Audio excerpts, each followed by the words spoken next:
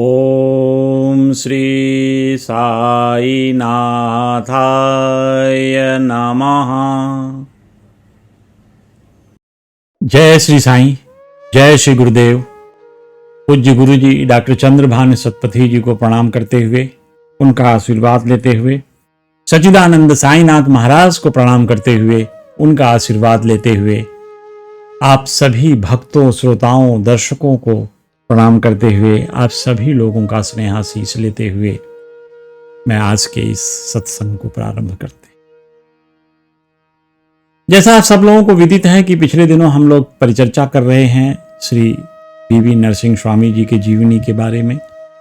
बीबी नरसिंह साहब का जीवन बड़ा ही प्रेरणादायक है। जीवन में जब दुख आती है तो एक रास्ता बंद होता है। दुख में हम लोग अपने आप को, बहुत से लोग ऐसे होते हैं कि जब दुख आता है जीवन में तो भगवान से उनका विश्वास उठ जाता है। लेकिन यहां नरसिंह स्वामी जी पे जब दुख का पहाड़ पड़ा तो मन अशांत हुआ और इस अशांति को शांति में बदलने के लिए उन्होंने भगवान की शरण ली और उन्होंने भगवान का खोज किया और भगवान अपने सदगुरु के पास जाकर के, सच्चिदानंद साईनाथ महाराज के पास जाकर के उन्हें परम शांति की अनुभूति हुई। तो नरसिंह स्वामी जी, जैसे मैंने कहा कि नरसिंह स्वामी जी के ही बदौलत आज हम लोग बाबा के तमाम अनन्य भक्तों, परम भक्तों के बारे में जानकारी प्राप्त कर चुके हैं और यह इसमें नरसिंह स्वामी जी का बहुत बड़ा योगदान है कि भक्तों के जीवन चरित्र को उन्होंने लिपिबद्ध किया और हम सब लोगों को उपलब्ध कराया। नरसिंह स्वामी जी के कहानी में पिछले दिनों हम लोगों ने देखा कि किस तरह से नरसिंह स्वामी जी के जीवन में एक समस्या आती है। समस्या ऐसी आती है कि जब अपने पिताजी का श्राद्ध कर रहे होते हैं तो उनके दोनों बच्चों की मृत्यु हो जाती है। वो कुएं में गिर करके उसी समय मृत्यु होती है। यही कारण बनता है उनके मन की अशांति का और यही अशांति उनको अपने सांसारिक जीवन के सभी चीज़ों को छोड़ करके आध्यात्मिक जीवन की तरफ अग्रसरित कर देती है। तमाम स्थानों पर भ्रमण करते करते, घूमते फिरते वो अल्टीमेटली शिरडी आते हैं, जहां उनके परम सदगुरु सच्चिदानंद साईनाथ महाराज की समाधि मंदिर में उनकी मुलाकात बाबा से होती है। बाबा का दर्शन करके धन्य हो जाते हैं, चिर शांति की प्राप्ति होती है और निर्णय लेते हैं कि मैं आज से ही सच्चिदानंद साईनाथ महाराज के प्रचार प्रसार में अपना जीवन लगा दूंगा। और उन्होंने बाबा से प्रार्थना की कि भगवान मुझे ऐसा मेरे पास सामर्थ्य दीजिए कि मैं आपके प्रचार प्रसार में अपने जीवन को खपा सकूं। सच्चिदानंद साईनाथ महाराज की कृपा से श्री उपासनी महाराज नरसिंह स्वामी अपना प्रचार प्रसार का जीवन प्रारंभ करते हैं। ऐसा नहीं है कि 1936 में वो जब शिरडी गए थे तभी बाबा के जीवन के बारे में, जीवनी के बारे में या बाबा के लिए प्रचार प्रसार का काम करने का उनके मन में बात आई थी। सच्चिदानंद साईनाथ के बारे में जैसा मैंने पहले ही कहा कि 1931 में ही उनको पता चल गया था कि एक महान संत शिरडी में रहते हैं। 1934-35 आते आते जब चारों तरफ से ये साकोरी होकर के, इधर से परेशान होकर के जीवन, जब शिरडी आने का समय आया तो उसके पहले ही उन्होंने संस्थान को पत्र लिखा। ये वर्ष था 1934-35। संस्थान को पत्र लिखा कि मैं श्री सच्चिदानंद साईनाथ महाराज का प्रचार प्रसार करना चाहता हूं, इसलिए हमें कुछ द्रव्य की, धन की आवश्यकता है जो हमें संस्थान की तरफ से मुहैया कराया जाए। इस पत्र को संस्थान ने बड़ा अलग तरह से लिया। संस्थान ने इसको नकार तो दिया ही, इसको मना तो कर ही दिया, लेकिन संस्थान ने यह कहा कि सच्चिदानंद साईनाथ महाराज जीवन पर्यंत अपने प्रचार प्रसार के लिए कुछ नहीं किए, इसलिए हम आगे भी बाबा के प्रचार प्रसार के लिए कुछ नहीं करेंगे। यह बात यहीं खत्म नहीं हुई। धीरे धीरे संस्थान और लोगों को, जो जानने वाले लोग थे, उनके मन में श्री नरसिंह स्वामी जी के प्रति जो मन में भाव था वो निगेटिव होता गया, नकारात्मक भाव आने लगे, जिससे अब ये शिरडी, इसलिए इनके शिरडी जाने में थोड़ा समय लगा। ये 1936 में फिर शिरडी पहुंच के दर्शन किए। लेकिन जिससे जो काम सच्चिदानंद साईनाथ महाराज कराना चाहते हैं वह निश्चय ही उससे कराते हैं। सांसारिक कितनी भी रुकावटें आए, पर किसी व्यक्ति के दृढ़ निश्चय को, जिसको सच्चिदानंद साईनाथ महाराज का बैकिंग हो, सच्चिदानंद साईनाथ महाराज का सहारा हो, सच्चिदानंद साईनाथ महाराज का आशीर्वाद मिला हो, उसको कोई रोक नहीं सकता। तो लिहाजा धीरे धीरे समय बदलता रहा, लेकिन नरसिंह स्वामी ने अपना बाबा के प्रचार प्रसार में जो कुछ भी वो कर सकते थे, जो सामर्थ्य था, उससे जितना भी कर सकते थे वो करना प्रारंभ कर दिए। तो संस्थान को धीरे धीरे यह समझ में आया कि नरसिंह स्वामी कोई गलत व्यक्ति नहीं, एक अच्छे व्यक्ति हैं, भगवान श्री साईनाथ महाराज के प्रति श्रद्धा रखने वाले हैं, भगवान श्री साईनाथ के अनन्य सेवक हैं। इसीलिए संस्थान ने यह निर्णय लिया कि जो आप जब दर्शन करने के लिए जाते होंगे तो जिस हाल में सच्चिदानंद साईनाथ महाराज की मूर्ति रखी हुई है, उसी हाल में बाबा के सारे भक्तों की मूर्तियां ऊपर लगी हुई हैं। उनमें से एक मूर्ति, एक तस्वीर फ्रेम करके लगी हुई है सबकी, और एक तस्वीर नरसिंह स्वामी जी की हुई है। यह भक्ति इस ऊंचाई तक पहुंच गई कि संस्थान को उनकी एक फोटो उस भक्त मंडल के बीच में, सेवक मंडल के बीच में लगाना। अब नरसिंह स्वामी का जीवन सच्चिदानंद साईनाथ महाराज के लिए प्रचार प्रसार में ही बीतने लगा। इन्होंने एक पहली जो प्लानिंग ये की कि मैं लोग बाबा के बारे में पहले जानने का प्रयास करूंगा। देखिए, संत का जीवन बड़ा ही निर्मल होता है, संत का जीवन परमार्थ से भरा होता है, और इसीलिए कहा जाता है कि संत का जीवन एक कपास की तरह से होता है, नीरस तो होता है लेकिन बड़ा गुणमय होता है। तो इसीलिए नरसिंह स्वामी जी का जीवन भी बहुत ही गुणमय था। बाबा का जीवन तो था ही परम संतों का। नरसिंह स्वामी जी अपने को तकलीफ दे करके समाज के लिए सच्चिदानंद साईनाथ महाराज के बारे में लिटरेचर देना चाहते थे, बहुत कुछ बताना चाहते, और ये बताने के लिए उसकी प्रामाणिकता चाहिए, तो उसको पढ़ना चाहते। तो इन्होंने क्या किया कि इनके दिमाग में आया कि चलो ऐसा करते हैं कि जितने बाबा के समीप रहने वाले लोग हैं, जो भक्त हैं, यदि उनकी मृत्यु हो गई है तो उनकी पहली पीढ़ी होगी, उस पहली पीढ़ी से उनके बारे में जानने का प्रयास करते हैं। उन्होंने लगभग 60 लोगों का इंटरव्यू छापा, बनाया धीरे धीरे। अब ये इंटरव्यू कैसे मिले, ये 60 लोग कहां से मिले, इसकी भी एक अलग कहानी है। अब इन्होंने इनकी जो भक्तों से परिचय किसने कराया, इनको भक्तों से परिचय कराने वाले थे PN Awasthi ji. PN Awasthi ji, NP Awasthi, PN Awasthi जो पीआर अवस्थी थे, उनके बेटे। हम लोग पुरुषोत्तम अवस्थी के बारे में पिछले दिनों उन पर चर्चा कर चुके हैं। तो उसी पुरुषोत्तम अवस्थी के ये बेटे थे एनपी अवस्थी, ये भी जज थे। तो इनसे जब मुलाकात नरसिंह स्वामी की होती है तो अवस्थी साहब ने कहा कि आप की जो इच्छा है, आप बाबा का प्रचार प्रसार करना चाहते, क्योंकि उन दिनों देखिए शिरडी में बहुत लोग जाते नहीं थे। बाबा के चले जाने के बाद शिरडी में दर्शकों की बहुत कमी थी, बहुत कम भक्त ही शिरडी जाते थे बाबा के दर्शन करने के लिए। तो नरसिंह स्वामी को अब इन भक्तों से मिलाए कौन जो बाबा के समीप थे, बताए कौन कि कौन कौन लोग समीप में थे। साईं सचरित्र से पढ़कर के उनको बहुत सारे भक्तों के बारे में जानकारी, सिर्फ नाम का रेफरेंस आता है, कोई एक छोटी लीला का रेफरेंस आता है, तो उससे तो उनको पता नहीं चला। तो ये एनपी अवस्थी साहब, इन्होंने बड़ी मदद की। इन्होंने लगभग 60 लोगों से इनको मिलवाया, और इन 60 लोगों का जब इन्होंने इंटरव्यू लिया तो इसमें से बहुत से लोग ऐसे थे जो सिर्फ मराठी जानते थे। अब नरसिंह स्वामी कट्टर साउथ इंडिया के, उनको बिल्कुल मराठी कहाँ से आए, तो उन्होंने उनके लिए ये एनपी अवस्थी जी ने इन लोगों के इंटरव्यू का ट्रांसलेशन किया, इनके लिए क्वेश्चन बनाए कि क्या प्रश्न पूछे जाएंगे जिससे इनके बारे में सब कुछ पता चले। तो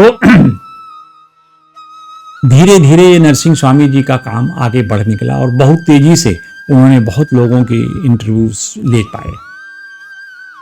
तो धीरे धीरे नरसिंह स्वामी को सच्चिदानंद साईनाथ महाराज की शक्तियों में पूर्ण विश्वास होने लगा और उन्होंने कहा कि जो संपूर्ण शरणागति की भावना और पूर्ण विश्वास के साथ बाबा को देखने वाला भक्त होगा, बाबा उसको संपूर्णता से संभालते हैं।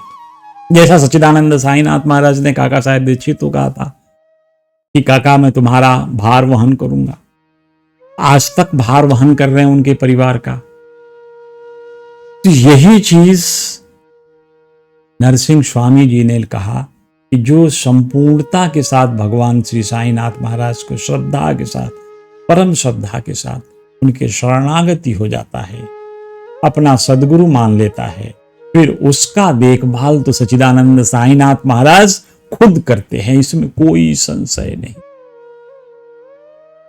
तो अब ये धीरे धीरे धीरे धीरे बाबा की बात चलने लगी। अब स्वामी जी भी थोड़े से जितनी चीजें एकत्रित होती थी, स्वामी जी की एक इच्छा होती थी और उनको पता था कि लोग कहीं कुछ न कुछ भावावेश में आकर गलत बोलते हैं, कुछ एग्जैजरेशन करके कुछ मतलब बढ़ा चढ़ा कर बोलते हैं, गलत है। कोई भी किसी का भी इंटरव्यू लेकर के उसकी सत्यता की बिना परख किए आप अगर छाप करके उसमें बाबा के चरित्र का उसमें वर्णन कर लें तो वो उचित नहीं था। तो इसीलिए उन्होंने पहले कहा कि ये जितनी सामग्री इकट्ठा हो रही है, जितने भी इंटरव्यूज, जितने भी साक्षात्कार मेरे पास आ रहे हैं, मैं इन सभी साक्षात्कार की सत्यता की परख करूंगा। मैं पहले इसको परीक्षा करूंगा। जब परीक्षा लेने के बाद जब मैं यह निश्चय कर लूंगा कि इसमें से कितना तथ्यात्मक चीजें हैं, उन्हीं तथ्यात्मक चीजों को लेकर के मैं ऐसे सजा करके बाबा की जीवनी लिखने का प्रयास करूंगा। ये इनका प्लानिंग था और ये सही है। वृत्तांत लिखने के लिए तैयार भी हुए। अब इनके वृत्तांत लिखने का जो मूलभूत कारण यही था कि ये अंग्रेजी में लिखते और अंग्रेजी में लिख करके इसको वो पूरे संपूर्ण विश्व में फैलाना चाहते थे, ताकि पूरा विश्व सच्चिदानंद साईनाथ महाराज के बारे में अवगत हो, उनके बारे में जाने। और इसमें सफल भी हुए नरसिंह स्वामी जी। उनकी किताबों के बाद बहुत प्रचार प्रसार हुआ सच्चिदानंद साईनाथ, और आज इसका ही देन है कि शिरडी में कितनी भीड़ आती है और लोग बाबा के बारे में, बाबा के जानने के बाद बाबा के एक झलक पाने के लिए, एक दर्शन के लिए, अपना मत्था टेकने के लिए शिरडी आ रहे हैं। आज के इस आधुनिक काल में सच्चिदानंद साईनाथ महाराज के प्रचार प्रसार में पूज्य गुरुदेव डॉक्टर चंद्रभानु सतपथी जी भी लगे हैं। वो विश्व में कई मंदिर बना चुके हैं साईं बाबा के, और उस मंदिरों के माध्यम से सच्चिदानंद साईनाथ महाराज के श्रद्धा और सबूरी का प्रचार प्रसार कर रहे हैं, सच्चिदानंद साईनाथ महाराज के गुणों का प्रचार प्रसार कर रहे हैं। तो ये सच्चिदानंद साईनाथ की ही कृपा है कि वो किसके द्वारा अपना प्रचार प्रसार करवा लेते हैं। आज सतपथी जी को संपूर्ण विश्व गुरु जी के नाम से जानता है। एक साधारण जीवन व्यापन करते हुए उन्होंने सच्चिदानंद साईनाथ महाराज के जीवन, जो की फिलॉसफी है, दर्शन है, संपूर्ण विश्व को अवगत कराया। उनका जो प्रेम का, आपसी सद्भाव का, भाईचारे का जो बाबा का उपदेश था, वो सब तक पहुंचाया। और आज इसीलिए इसको एक जोड़ने वाला, बाबा को तो कहते हैं कि ये पूरे संसार को में मानवता को जोड़ने वाला धर्म है। ये तो मानवता का ही धर्म का जिसका प्रचार प्रसार सच्चिदानंद साईनाथ महाराज ने किया। तो अब यही भाव इनके श्री नरसिंह स्वामी जी के भी हृदय में था कि मैं इससे लोगों को जोड़ पाऊंगा। और देखिए लिखने लगे, सब चीज लिखना शुरू किया, और लिखते लिखते लिखते इन्होंने बड़ा कागज का एक पुलिंदा बनाया। और पुलिंदा बना करके हुआ ऐसा कि इनके पूना में एक दोस्त थे, और बीदातार जी, उनके घर गए और उनके टेबल पर रखकर ये फिर कहीं चले गए, भूल गए। फिर कुछ दिनों के बाद उन्होंने दत्तार जी से पूछा, भाई तेरे टेबल पे मैंने एक अपनी पूरी जितनी लिखी थी सब चीजें बाबा के बारे में पूरा पुलिंदा बांध के रखा था, एक बंडल, वो बंडल वहीं होगा। दत्तार जी ने एक सरसरी निगाह से इधर उधर देखा और उनको बोला कि भाई हमारे पास तो ऐसा कुछ नहीं। अब ये नरसिंह स्वामी जी के जीवन की सबसे बड़ी, यूं कहा जाए कि जो सब कुछ उन्होंने लगाया था जीवन में कि बाबा के बारे में लिख रहे थे, वो सारा का सारा लेख, उसके पास डुप्लीकेट कॉपी भी नहीं थी, तो सारा का सारा लेख का गुम हो जाना है, मतलब इनके इतने दिनों की तपस्या का गुम हो जाना ऐसा था। बहुत दुख हुआ इनको, नरसिंह स्वामी को। और नरसिंह स्वामी के पास अब एक रास्ता था, वो रास्ता था भगवान का प्रार्थना। उन्होंने सच्चिदानंद साईनाथ महाराज के सामने खड़े बैठ करके उनसे प्रार्थना की, कहें प्रभु जो मैं प्रयास आपने कराया, आपकी अनुमति से मैं कर रहा था और करते करते ऐसा क्षण आया कि मेरा किया सारा पुलिंदा गोल हो गया। खैर, मन में विश्वास था, बाबा के प्रार्थना में भरोसा था। वो प्रार्थना करके जाते हैं दत्तार जी के घर पे और उनको जब खोजने लगते हैं तो उसी टेबल पे जहां उन्होंने रखा था वो पूरा का पूरा पुलिंदा बंडल वहीं मिला। और उसी बंडल के सहारे फिर वो धीरे धीरे धीरे धीरे धीरे धीरे धीरे धीरे बाबा के जीवनी के बारे में लोगों के बीच में लिखना प्रारंभ कर दिया। इनको एक चीज तो था कि जितने बनावटी भक्त होंगे वो झूठ अवश्य बोलेंगे, इसमें कोई दो राय नहीं, क्योंकि उनका प्रकृति ही ऐसा है। तो जिसकी प्रकृति जैसी होगी, अगर प्रकृति ही बनावटी है तो बनावटी बोलेगा। वो गुरु के बारे में अनावश्यक चीजें मैं कहूं कि महिमा मंडन, भाषा विलास, इन चीजों से पूज्य गुरु जी डॉक्टर सतपथी जी भी यही कहते हैं कि हमें भाषा विलास से सदैव बचना चाहिए। गुरु के प्रति झूठी प्रशंसा करना गुरु की, अरे गुरु समर्थ है, गुरु सब कुछ करने में सक्षम है, तो उसके लिए उसकी समर्थता को झूठी कहानियों से प्रदर्शित करना उचित नहीं होता। तो यही चीज नरसिंह स्वामी जी के भी मन में आ रही थी कि बड़े बड़े लोग झूठ बोल कर चले जाएंगे, अब मुझे इन झूठ चीजों से, इसको किसी तरह से इससे बचना होगा। अब इनकी चीजों के लिए जितनी भी आती गई वो क्रॉस वेरिफिकेशन करने लगे। एक भक्त ने जो कहा है दूसरे भक्त से पूछने लगे, दूसरे भक्त से पूछ के कि कैसे कैसे इन्होंने जो बोला है, उसी तरह के प्रश्न उनसे भी पूछ करके धीरे धीरे धीरे धीरे चीजों का छांटना उठना करना। और ये एक चीज इनके पास जरूर थी कि धीरे धीरे जो एक एक दाना जब इकट्ठा हुआ है सब कुछ, उसमें से जितने कंकड़ पत्थर हैं यानी निरर्थक चीजें हैं, वो सारी चीजें उन्होंने छाप छूप करके छांट के निकाल करके, और जो सच्चिदानंद साईनाथ महाराज के लिए जो अमूल्य थाथी बनी उनकी किताब में, वो लेकर के उन्होंने अपनी पुस्तक का लेखन कार्य पूरा किया। और यह काम बड़ा सब्र करता था, एक एक चीज को छांटना, पढ़ना, क्रॉस वेरिफिकेशन करना। लेकिन एक चीज तो मानिए कि जिसको भगवान की कृपा अनुग्रह मिलती है वो उनको सब्र भी देते हैं, सबूरी भी देते हैं, पेशेंस भी देते हैं, ताकि वो अपना सब काम सकुशल पूरा कर सके। अब 1918 में सच्चिदानंद साईनाथ महाराज की समाधि हुई, ये सबको पता है। लेकिन नरसिंह स्वामी कहते हैं कि बाबा समाधि तो ले लिए, लेकिन उन दिनों जब वो 1936 में वहां थे तो कहते थे मुझे तो समाधि मंदिर में दर्शन के बाद ऐसा लगता है कि सच्चिदानंद साईनाथ महाराज आज भी जीवित हैं समाधि मंदिर में। तो यह भाव उनके पास था। वो लगभग 1936 से बाबा के श्री चरणों में लगे काम करने, और धीरे धीरे धीरे धीरे धीरे धीरे नरसिंह स्वामी जी इतना मेहनत करते थे कि 600 से 700 के आसपास लेक्चर्स उन्होंने पूरी दुनिया में जाकर के दिया। सच्चिदानंद साईनाथ महाराज के बारे में बताया लोगों को, उनकी फिलॉसफी के बारे में बताया, उनके दर्शन के बारे में बताया, उनके उपदेशों के बारे में बताया, उनके शिक्षाओं के बारे में बताया, उनके सादगी, रहन सहन, जो सहजता थी जो सरलता थी जीवन की, उनके बारे में प्रकाश डाला। पूरे विश्व में इन्होंने बाबा को प्रचार प्रसार में आगे लगाया, अपना जीवन लगाया और बाबा के शिक्षाओं को आम जनों तक पहुंचाया, जिसके कारण आज लोग शिरडी में सच्चिदानंद साईनाथ महाराज के दर्शनार्थ आते हैं। सबसे पहले इन्होंने क्या काम किया था कि संडे टाइम्स में एक श्रृंखला निकाली, मतलब सीरीज छापना शुरू किया संडे टाइम्स मैगजीन में। 40 अंकों की श्रृंखला निकाली, एक एक करके श्रृंखला प्रकाशित की सच्चिदानंद साईनाथ महाराज के बारे में।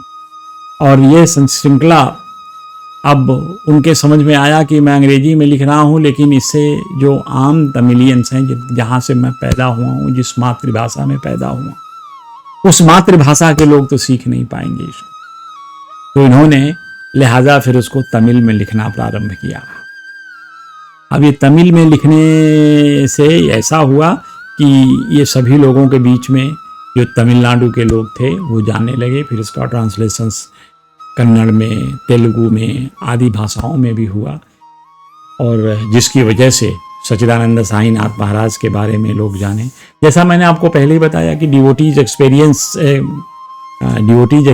करके इन्होंने 3 वॉल्यूम निकाले थे। 3 वॉल्यूम में लगभग 60 भक्तों के बारे में परिचर्चा की थी, और इन भक्तों के जीवनी के को फिर बाद में इन्होंने एक डिवोटी एक्सपीरियंस करके एक ही वॉल्यूम में निकाल दिया, जिससे काफ़ी लोगों में बाबा के प्रति जागरूकता बढ़ी। और इन्होंने 1940 में फिर एक साईं सुधा मैगजीन करके है, उसका प्रकाशन प्रारंभ किया। और 1941 में 1941 में एक भारतीय साईं समाज की स्थापना की, चेन्नई में है। और इसके बाद इन बाबा ने के बारे में इन्होंने 4 वॉल्यूम में किताब लिखी, एक पुस्तक लिखी जो बाबा के जीवन का पूरा विस्तृत उल्लेख करता है। जीवन के बारे में, बाबा के जीवनचर्या के बारे में सब कुछ बृहदता से पता चलता है। और 12 वर्षों तक उन्होंने जीवनी लिखने में व्यय किया। 12 वर्ष के अथक परिश्रम के बाद बाबा की जीवनी लिखने में वो सफल हो सके। अब हर जीवन का एक अंत होता है, ये क्षणभंगुर जीवन है। इस क्षणभंगुर जीवन से में जीवन रहते समय, इसीलिए हम जितना काम करना हो कर लीजिए। इस कल के लिए प्रतीक्षा में कुछ मत छोड़िए, क्योंकि कल हो न हो, कल संभव नहीं है कि आप रहें ना रहें। सो आज तो आपके पास है, तो आज ही जितना भी करना है, जो भी प्रयास करना है, जो भी अच्छे कर्म करना है, उसको करने में विलंब मत करिए। तो ऐसे दिन जो अंतिम दिन होते हैं, वो लगभग 1953 में ये एक बार एक भयंकर दुर्घटना के शिकार हो गए नृसिंह स्वामी जी। उनमें इनकी हड्डी टूट गई। लगभग 60 दिनों तक ये अस्पताल में पड़े रहे। 1954 के मध्य तक इनको बहुत पीड़ा सहना पड़ा था, और ये बहुत पीड़ा में रहते हुए भी इनके मन में एक ही बात चलती थी कि मेरा काम अधूरा रह गया, मैं बाबा के जीवनी को ठीक से लिख नहीं पाया। मैंने कंकड़ पत्थर छांट करके एक मूल तत्व तो इकट्ठा कर लिया, लेकिन मैं उस पे लिख नहीं सका। अब सच्चिदानंद साईनाथ महाराज की कृपा देखिए। सच्चिदानंद साईनाथ कृपा ऐसी हुई कि अब इनमें लिखने उठने बैठने की क्षमता नहीं रही, लेकिन उस समय स्टेनोग्राफर की सुविधा थी, ये बोल सकते थे। तो एक स्टेनोग्राफर की उपलब्धि कराई गई, और उस स्टेनोग्राफर को इन्होंने डिक्टेशन दे दे करके इस पुस्तक को लिखा। देखिए कैसे सच्चिदानंद साईनाथ महाराज एक व्यक्ति के कर्म को भी काटते हैं और सत्कर्म करा भी लेते हैं।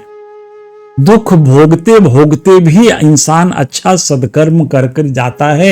यही जीवन की सबसे बड़ी सीख है। दुख तो जीवन में आएगा, इस दुख को कोसकर जीवन को व्यर्थ गंवा देना हमारी बुद्धिमत्ता नहीं है। इन दुख में रहते हुए भी सच्चिदानंद साईनाथ सरीखे सदगुरु की नाम ध्यान करते हुए जितना भी हो सके ईश्वर के गुणगान करते हुए उनके बारे में अध्ययन अध्यापन करते हुए जीवन को यदि व्यतीत करें तो दुख भी सुखमय प्रतीत होगा। और जो दुख आपके जीवन में आपके प्रारब्ध की वजह से आया है वो प्रारब्ध भी कट जाएगा और एक नया प्रारब्ध जो बनेगा वो एक सुखद प्रारब्ध का निर्माण होगा, क्योंकि आप इस समय सत्कर्म कर रहे हैं। तो सत्कर्म करना इंसान को कभी नहीं छोड़ना चाहिए, ये निश्चय जानिए, सत्कर्म बहुत ही आवश्यक है। फिर इन्होंने नरसिंह स्वामी जी का अब अक्टूबर 1914 से स्वास्थ्य की स्थिति डवाडोल तो थी ही, अब धीरे धीरे उनकी चिकित्सा मिलने पर भी ये संभव लगता था कि अब किताब पूरी नहीं हो पाएगी। तो लगभग इनकी 2 वॉल्यूम डॉक्टर्स भी लग गए, डॉक्टर्स फ्री कंसल्टेशन करके चले जाते थे, कोई पैसा नहीं मांगता था। लेकिन इनमें सामर्थ्य पूरी थी, लेखन कार्य इनका चालू रहा। और ये जब सब कुछ हो गया, लेखन कार्य संपूर्ण हो गया, 2 वॉल्यूम प्रकाशित हो गए, 2 वॉल्यूम बाद में प्रकाशित हुए, समय आ गया इनकी 82 वर्ष की अवस्था में 19 अक्टूबर 1956 के दिन स्वामी जी ने भी समाधि ले ली। ये अपना संकल्प सिद्ध कर चुके थे, इसमें कोई संशय नहीं है। आज स्वामी जी की देन थी कि सच्चिदानंद साईनाथ महाराज का गांव गांव में मंदिर है। सच्चिदानंद साईनाथ महाराज के बारे में गांव गांव का बच्चा बच्चा जानता। चेन्नई जैसे शहर में साईं समाज की स्थापना करके चेन्नई के प्रबुद्ध वर्गों को एक बहुत बड़ा तोहफा दिया था। बहुत उनके लिए आज चेन्नई के उस मंदिर में जो सच्चिदानंद साईनाथ महाराज की आराधना पूजन आरती चलती है, लोग वहाँ इकट्ठा होते हैं और आरती पूजन करके अपना जीवन धन्य होते हैं। और सच्चिदानंद साईनाथ महाराज का जो जीवन है उससे सीख लेते हुए, उनका आशीर्वाद लेते हुए अपने जीवन को सफल सुखद बनाने के लिए लोग प्रयास करते हैं। ये तो अगर हम श्री नरसिंह स्वामी जी के शब्दों को देखें, जो वो कहा करते, वो सिंपल कहा करते थे कि बाबा की बातें याद रखो। जब आप बाबा की बातें याद रखोगे तो आपकी बातों में बाबा रहेंगे सदैव। आपके हृदय में सच्चिदानंद साईनाथ का निवास रहेगा सदैव, क्योंकि आप उनकी परिचर्चा कर रहे हो। परिचर्चा नहीं कर भी रहे हो तो उनकी बातों को आप याद रख रहे हो। आपके मानस पटल में सच्चिदानंद साईनाथ की स्मृति बनी रहेगी। इसीलिए वो कहते हैं कि बाबा को याद तो रखो, उनकी बातों को याद रखो, लेकिन शिक्षा सब्र रखो। सब्री इस जीवन की सबसे बड़ी अमूल्य निधि है, उसको अपनाओ। जिसने सबरी अपना लिया, श्रद्धा अपने आप आएगी। श्रद्धा आएगी तो सबरी भी आ जाएगी। ये दोनों एक दूसरे के पूरक हैं। तो इन्होंने सदैव यही कहा नरसिंह स्वामी ने कि बाबा के ऊपर श्रद्धा रखो। और उन्होंने कहा बाबा को दर्शन करना है तो सच्चिदानंद साईनाथ महाराज के श्री चरणों पर ध्यान एकाग्र करो और इस ध्यान को धीरे धीरे धीरे धीरे ऊपर बढ़ाते बढ़ाते जाओ और सच्चिदानंद साईनाथ महाराज के संपूर्ण शरीर को देखो, अपने हृदय में, अपने आंखों के सामने धारण करो और भगवान के श्री चरणों में बैठकर उनके चरणों को कहकर भगवान से प्रार्थना करो, हे गुरुदेव, मुझे आपके इसी श्री चरणों में मुझे शरणागति प्राप्त करनी है। मुझे अपने चरणों की शरणागति दे दो। हे भगवान, मुझे अपने चरणों की सानिध्य दे दो। सदगुरु का सानिध्य मिलना यह बड़े सौभाग्य और परम भाग्य की बात है। अपने जीवन में सदगुरु मिल जाए और वो भी सच्चिदानंद साईनाथ सरीखे सदगुरु मिल जाए तो जीवन धन्य होता है। नरसिंह स्वामी कहते थे कि देखो बाबा तुम्हारी माँ है, सदैव इनको अपनी माँ की तरह मानो। माँ अपने बच्चे के भूख प्यास को जानती है। माँ जानती है कि बच्चे को कब क्या चाहिए। उसी तरह से जब आप सच्चिदानंद साईनाथ महाराज के शरणागति हो जाते हो तो सच्चिदानंद साईनाथ महाराज ये जानते हैं कि आपकी आवश्यकताएं क्या हैं, आपको कौन सी चीज कब चाहिए, और वो सदैव आपको तृप्त करते रहते हैं, इसमें भी कोई संशय नहीं है। बाबा सदैव दयालु माता की तरह तुम्हारी भूख के पुकार को सुनते हैं और तुम्हारी भूख मिटाते हैं। मन की भूख मिटाना आसान नहीं है, लेकिन सच्चिदानंद साईनाथ महाराज की ऐसी वैशिष्ट्यता है कि वो अपने भक्तों के मन की भूख मिटा देते हैं। सो बस इन्हीं शब्दों के साथ मैं आज अपनी वाणी को यहीं विराम देता हूँ। नरसिंह स्वामी जी के बारे में जितना मैं जानता था आप लोगों के समक्ष उसको शेयर किया। अगली बार फिर मिलेंगे, फिर एक नए किसी बाबा के अनन्य भक्त, उसके जीवनी के बारे में और सीखने का प्रयास करेंगे सच्चिदानंद साईनाथ महाराज की भक्ति के बारे में, कैसे उस भक्त को प्राप्त हुई और कैसे हमें बाबा की भक्ति करनी चाहिए। जय श्री साईं।